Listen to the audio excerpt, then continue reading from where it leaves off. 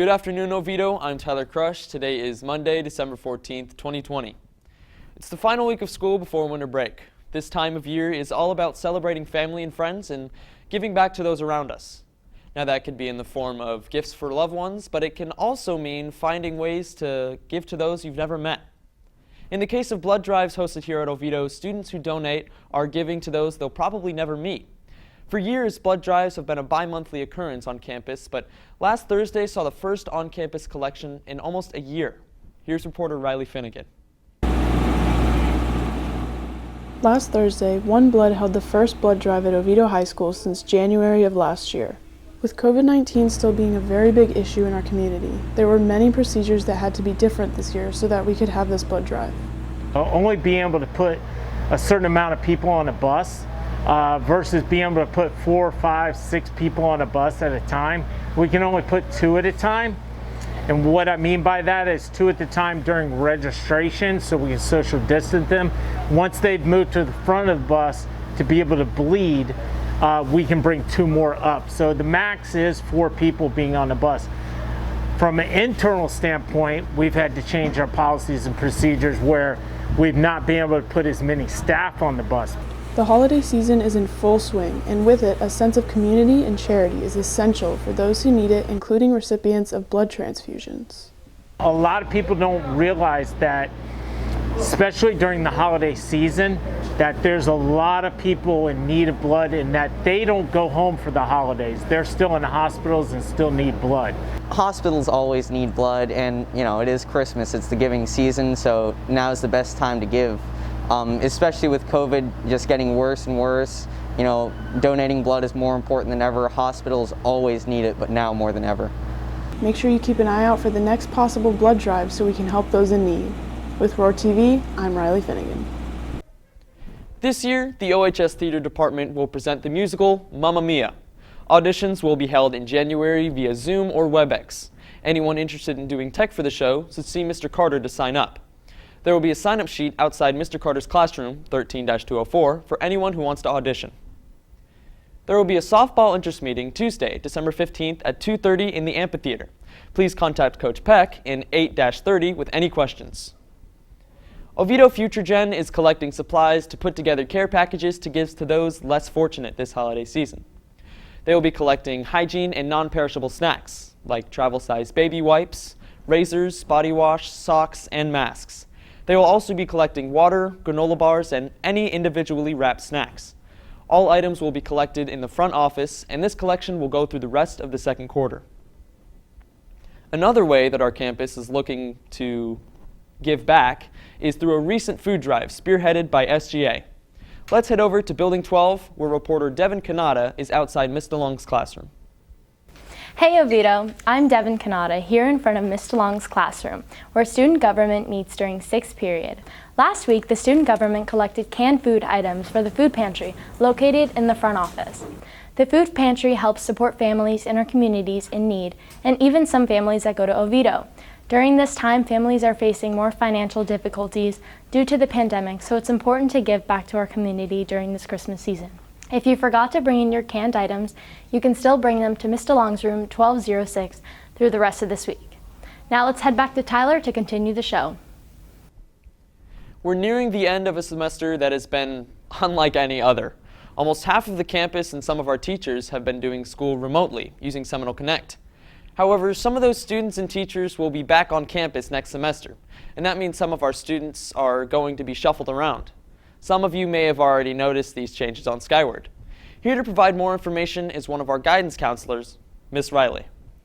Miss Riley, can you tell us more about what's going on over there in guidance to prepare us for the semester ahead? Okay, so in January, hundreds of students are coming back that were taking Seminole County virtual classes first semester, and then we're also getting 10 of our Oviedo High School teachers that were only teaching Seminole County virtual classes back for next semester. So as you can imagine, we're going to have a lot of schedule changes. We have to fill up those 10 teachers' classes, and then what we are also trying to do is we are trying to combine Seminole Connect classes and combine face-to-face classes so that they're either Seminole Connect or face-to-face, so that hopefully the teachers don't have both sections in every class, every period, so that they can focus on one or the other. So, as you can imagine, pretty much everybody is going to be having a schedule change, whether that is different periods throughout the day or maybe even a teacher change. We know that it's not the most ideal situation, and we really don't want to cause any more stress than 2020 is already causing for everyone. But it's just a necessary thing that we have to do because we are getting those students back and those teachers back. And all that we need to do is just we're asking for your patience and your flexibility while we make all of these schedule changes. And when can students expect to know the specifics of their schedule? We are hoping to have all of the schedule changes done by next Friday before we leave for break. So at that point, you should be able to see all of your changes in Skyward if you log into Skyward and look at your schedule. If you look at eCampus, that might be a little bit confusing because you might be in multiple sections of teachers' classes. So you need to look at your schedule on Skyward and not necessarily what you have on eCampus.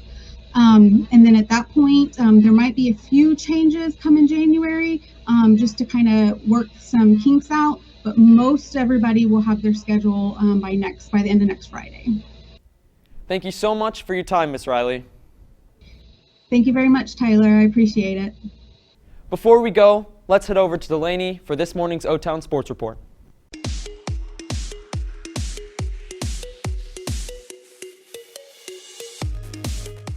Hey Oviedo, I'm Delaney Warner here with your O-Town Sports Report.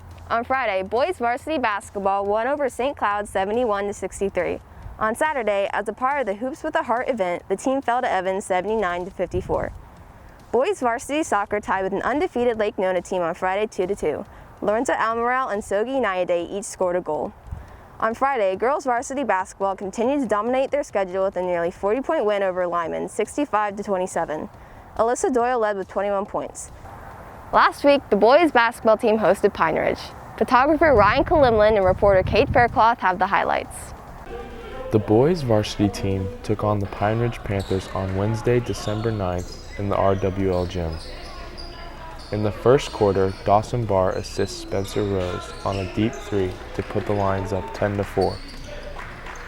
Shortly after, Spencer Rose assists Jacob Rose for a three-pointer, making the score 13-6. In the beginning of the second quarter, Max Strickland takes the ball for Oviedo and hits Ryan Prescott for a three, making the score 28-21. Pine Ridge answers with a steal and an and one, keeping the game close. Later in the half, Damian Bryant fights for a rebound and gets fouled, sinks two free throws to make the score at halftime 38-34. The second half was all Oviedo.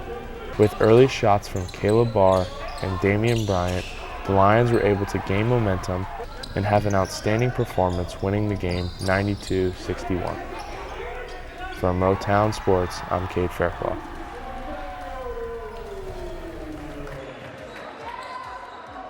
Tonight, boys basketball travels to Lyman with varsity playing at 7:30 p.m. That's it for sports. Let's head back over to Tyler. Don't forget, we're looking for responses to this week's question on Twitter and Instagram, asking you about your plans for the holidays and how they may be different from normal years. Teachers, we know the exam schedule might make showing tomorrow's broadcast more difficult, so we're going to try to aim to have it posted midway through 5th period to give more flexibility on when it can be played. We'll have some fun festive content to close out this year, so tune in. I'm Tyler Crush. Have a wonderful day. We'll see you back here tomorrow.